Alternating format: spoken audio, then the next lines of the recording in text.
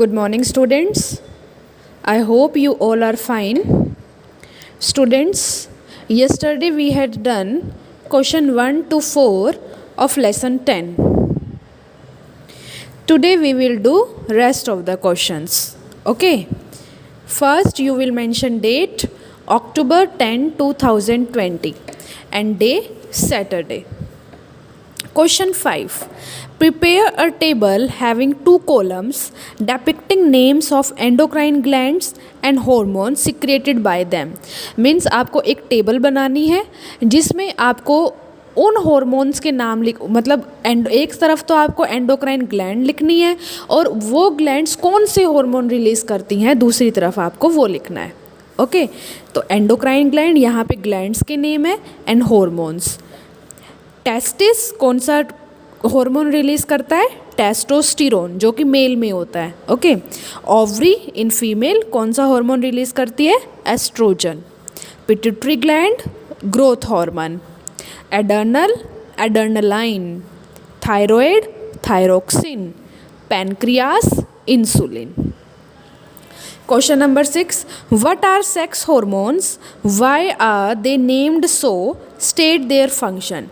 State sex hormones क्या होते हैं, उनका नाम क्यों रखा गया है और उनके क्या कार्य होते हैं. Answer. The chemical substances produced by the sex organs are called sex hormones. Sex organs जो केमिकल सब्सटेंसेस प्रोड्यूस करते हैं उन्हें सेक्स हॉर्मोन्स कहते हैं. For example, in females the sex hormones produced by the ovary is called estrogen and in males the sex hormones produced by the testis is called testosterone. तो female में sex hormone जो होते हैं वो ovary से produce होते हैं. Ovary जो होता है फीमेल में वो सेक्स हार्मोन्स प्रोड्यूस करता है जिसे एस्ट्रोजन कहते हैं, और फीमेल में टेस्टिस सेक्स हार्मोन प्रोड्यूस करता है जिसे टेस्टोस्टेरोन कहते हैं. अब इनके क्या फंक्शंस हैं? Functions performed by the sex hormones. First is estrogen. This hormone is responsible for the development of secondary sexual characters in female. तो फीमेल में जो भी चेंजेस होते हैं, जो भी सेकेंडरी सेक्सुअल कैरेक्टर्स का मतलब होता है, जितने भी एडोलसेंस के बाद प्यूबर्टी में जो भी चेंजेस होते हैं फीमेल्स की बॉडी में, वो किसके कौन रिस्पॉन्सिबल होता है उसके लिए? Oestrogen.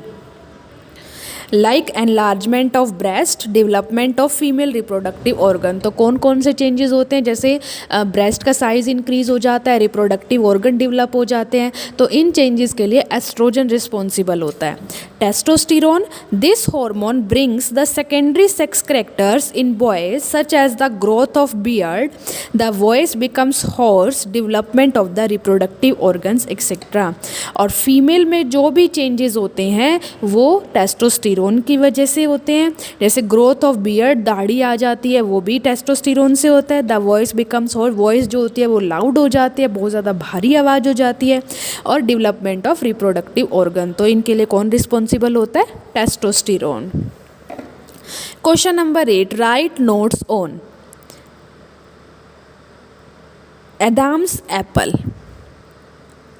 During puberty, a change in the voice of boys and girls take place due to increase in the size of the voice box or larynx. In boys, the voice box tends to protrude out on the upper part of the neck below the chin and is often referred to as Adam's apple. तो आपको अदाम Apple पे एक short note लिखना है. तो जब puberty होती है तो बॉयज़ की आवाज़, बॉयज़ और गर्ल्स की आवाज़ में चेंज आ जाता है. ओके तो ये चेंज क्यों आता है? क्योंकि जो वॉइस बॉक्स या लिरिंग्स है उसका साइज़ इंक्रीज़ हो जाता है. ओके बॉयज़ में जो वॉइस बॉक्स है वो बहुत ज़्यादा हम जो नेक है वो उसके ऊपर से निकला हुआ दिखाई देता है. ओके चिन के नीचे और नेक के ऊपर, नेक का अपर पार्ट, तो वो प्रोट्रूड का मतलब होता है बढ़ जाता है. ओके तो जिसे हम क्या बोलते हैं? Adam's apple. During puberty a change in the voice of boys and girls take place due to increase in the size of the voice box और larynx. In boys the voice box tends to protrude out on the upper part of the neck below the chin and is often referred to as Adam's Apple.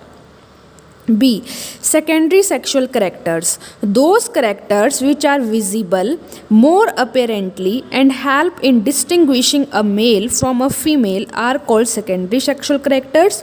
For example, in girls, breast, and in boys, facial hair, that is moustache and beard. तो वे characters जो कि boys में और girls में दिखाई देते हैं और जो बॉयज़ और गर्ल्स को आपस में मतलब डिफरेंस करते हैं, डिस्टिंग्विश करते हैं, ओके मतलब जिससे पता चलता है कि ये बॉय है ये गर्ल है, तो उन दोनों में अलग अलग चेंजेस होते हैं, तो उन चेंजेस को सेकेंडरी सेक्सुअल करेक्टर्स कहा जाता है। जैसे गर्ल्स में ब्रेस्ट का साइज़ इंक्रीज़ हो जाता है और बॉयज़ में माउस्टैच मतलब मूंछ आ जाती है, बियर्ड मतलब दाढ़ी आ जाती है, तो ये गर्ल्स में तो नहीं होता, तो इन्हें क्या बोलते हैं हम, secondary sexual characters. C. Sex determination in the unborn baby means जो बेबी मतलब बोर्न नहीं होता उसमें सेक्स कैसे डिटरमाइन होता है। The sex of a child that is whether it is a male or a female is determined at the time of fertilisation when a male gamete fuse a female gamete. तो किसी भी बच्चे का sex कि वो mail है या female है ये कब पता चलता है कि जब मेल गैमेट फीमेल गैमेट के साथ फ्यूज़ होता है, मतलब जब फर्टिलाइजेशन होती है। All human beings have 23 pairs of chromosome in the nuclei of their cell. Human beings में क्रोमोजोम का 23 पेयर्स होते हैं, 23 पेयर्स ऑफ क्रोमोजोम्स होते हैं। अब female has 2x chromosome, female में 2x क्रोमोजोम होते हैं, while a male has 1x and 1y chromosome, but male में 1x क्रोमोजोम होता है और 1y क्रोमोजोम होता है। The sex of a child, that is whether it is a male or a female, is determined at the time of fertilization when a male gamete fuse with a female gamete. All human beings have 23 pairs of chromosomes in the nuclei of their cells. A female has 2x chromosome while a male has 1x and 1y chromosome. Okay? अब हम question number 7 अपनी book में से करेंगे। Okay question 7, choose the correct option. इनमें से जो option सही है उसे आपको टिक करना है। Adolescents should be careful about what they eat because adolescents को अपने मतलब जो वो खाना खाते हैं उसके लिए बहुत अवेयर होना चाहिए, केयरफुल रहना चाहिए, क्योंकि proper diet develop their brains, क्योंकि जो प्रॉपर डाइट है, संतुलित भोजन है, उनसे उनका ब्रेन डेवलप होता है। Proper diet is needed for the rapid growth taking place in their body. Proper diet जो होता है वो उनके बॉडी में जो ग्रोथ होती है, जो चेंजेस होते हैं उसके लिए बहुत ज़रूरी होती है। Adolescent feel hungry all the time, adolescent हमेशा भूखे रहते हैं। Taste buds are well developed in teenagers में टेस्ट बर्ड जल्दी डेवलप होते हैं। So the answer is proper diet is needed for the rapid growth taking place in their body.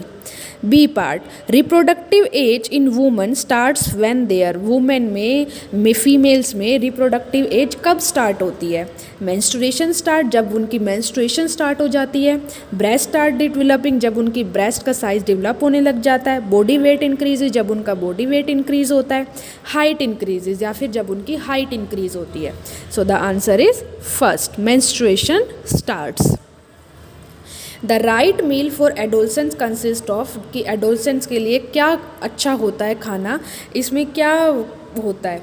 Chips, noodles, coke, chapati, dal, vegetables, rice, noodles and burger, vegetable cutlets, chips and lemon drink. So the answer is chapati, dal and vegetables. Okay, so students, your homework is do question 5 to 8 in your science notebook. Okay आपको science की fair notebook में question 5 to 8 करने हैं and your writing should be neat and clean. Thank you.